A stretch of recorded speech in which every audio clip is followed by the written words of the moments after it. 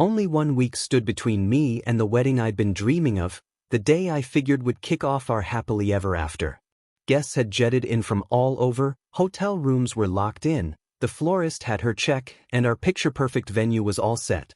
Everything was rolling along like a well-oiled machine, and the excitement was electric. Or so I thought. Her name's Mandy, short for something I never bothered to ask about. We crossed paths 3 years back at a charity dinner I nearly bailed on. She was a knockout, bold, gorgeous, with a razor-sharp wit that could cut through any conversation. She had this way of pushing my buttons, challenging me like nobody else ever had, and I was hooked. We clicked fast, the kind of fast where you're completing each other's thoughts without even trying. We weathered some rough storms together, job losses, family health scares, even a breakup scare during the pandemic that nearly tore us apart. But we clung to each other. Well, I did anyway. About 2 weeks before the big day, things started feeling off, like a song slightly out of tune. Mandy was wound tighter than a drum, snapping at me over the smallest things. 1 minute she was fine, the next she was rolling her eyes and tossing out snarky remarks. Wedding stress, she'd scoff, blaming the chaos of planning, a botched dress fitting, or her mom's non-stop meddling. "You wouldn't get it, babe," she'd say, her voice dripping with sarcasm, like I was some clueless kid. I tried to ease the load, took on more of the planning, gave her space, and kept telling her I loved her, that we'd get through this. I genuinely believed we would. Then came the night it all crashed down. It was a Saturday, and Mandy's friends had thrown her a low-key bachelorette dinner, nothing too wild, or so she swore. I swung by to pick her up around 11 p.m., and she was tipsy, not hammered, but loud and all over the place, like she'd had one too many glasses of rose. In the car, she was glued to her phone, giggling at some text. "Who's that?" I asked, keeping it light. "Nobody, chill," she shot back, her tone sharp enough to cut glass. I let it go, but 5 minutes later, another text pinged, and I caught a glimpse of the name, Steve. Her ex from 4 years ago. My stomach twisted, but I didn't want to jump to conclusions. "Why is Steve texting you at midnight?" I asked, keeping my voice steady. Mandy's eyes narrowed, and she let out an exaggerated sigh. "Oh, please, he's just congratulating me on the wedding, Mr. Insecure," she said, her words laced with mockery. That stung. We started arguing, not a full-on shouting match, but tense, like a storm brewing. I told her it didn't sit right with me that she was chatting with her ex this close to our wedding. She rolled her eyes so hard I thought they'd get stuck. "You're making a mountain out of a molehill," she muttered, barely audible. I asked her to say it again, and that's when everything shattered. She whipped her head around, locked eyes with me, and, wham, slapped me across the face. Not a light tap, but a sharp, head-snapping blow that left my cheek burning. The pain wasn't even the worst part.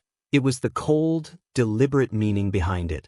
I pulled the car over, my hands shaking on the wheel, and just sat there, stunned into silence. "Mandy?" She didn't even flinch. No apology, no regret, just her arms crossed, lips pursed, and a smug, "You're being so extra right now." That was the moment something inside me broke. I drove her to her apartment without another word, the air thick with tension. That night, I crashed at my old place, which I hadn't even fully moved out of yet. By morning, my mind was made up. I called my best man, my parents, and the wedding coordinator. "It's off," I said, my voice flat but firm. Word spread like wildfire. Mandy's parents blew up my phone, furious, calling me every name in the book.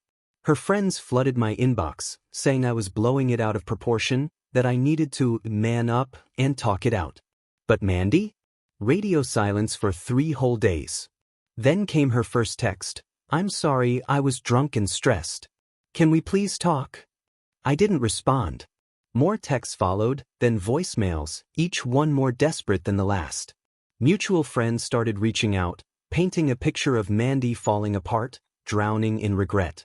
A week later, she showed up at my door, eyes red from crying, begging me to give her another chance. "It was a mistake, babe," she sobbed, her voice cracking. "I'm not that person. I just lost it for a second. I can't imagine my life without you."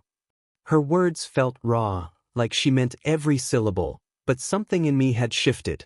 Some lines, once crossed, can't be undone. I wasn't perfect in our relationship, nobody is. I had my flaws, my moments of being too stubborn or distracted. But I never raised a hand to her, never crossed that line. That night in the car, when she struck me and then brushed it off like it was nothing, it wasn't just a slap, it was a wake-up call. The Mandy I thought I knew, the one I'd planned a future with, vanished in that moment. I couldn't unsee the lack of remorse, the way she doubled down instead of owning it. Walking away from the woman I thought I'd marry wasn't easy. It cost me sleepless nights, thousands of dollars in deposits, and a future I'd spent years imagining. Friends and family were shocked, some even angry, thinking I was throwing it all away over one mistake. But it wasn't just the slap. It was the realization that love without respect is a house of cards waiting to collapse. Mandy made her choice in a split second of anger. I made mine in a moment of clarity. She's still reaching out, still sending texts that bounce between apologies and defensiveness. You're really gonna throw away 3 years over this? One read, her sarcasm cutting through even in text form. Maybe one day I'll reply, not to rekindle anything but to say, I forgive you, but I won't forget. I hope that lesson sticks with her, because it's one I'll carry forever. Looking back, it wasn't just about that one night. It was about all the little signs I'd ignored. Her sharp tongue that cut a little too deep, her eye rolls that dismissed my feelings, her knack for turning every disagreement into a one-woman show where she was always the star. Canceling the wedding felt like ripping out a piece of my heart. The venue, the flowers, the carefully crafted vows, all gone. But in their place, I found something I didn't expect: peace. Self-respect. The kind of clarity that only comes when you hit rock bottom and realize you're still standing. Mandy might have changed, might genuinely regret what she did, but I'm not the same guy I was before that night. I didn't just lose a fiancé, I found myself. The lesson she taught me, intentional or not, is one I'll never shake. You can have the perfect wedding planned, the dreamiest venue booked, and all the right words ready to say, but none of it matters if the person standing next to you doesn't value your dignity. Love isn't about clinging to someone at all costs. Sometimes, it's about knowing when to walk away. I'm not angry anymore, just clear. I'd rather live with the ache of letting go than the regret of staying with someone who thought it was okay to hurt me when things got tough. That's a truth I'll carry forward, no matter where life takes me next.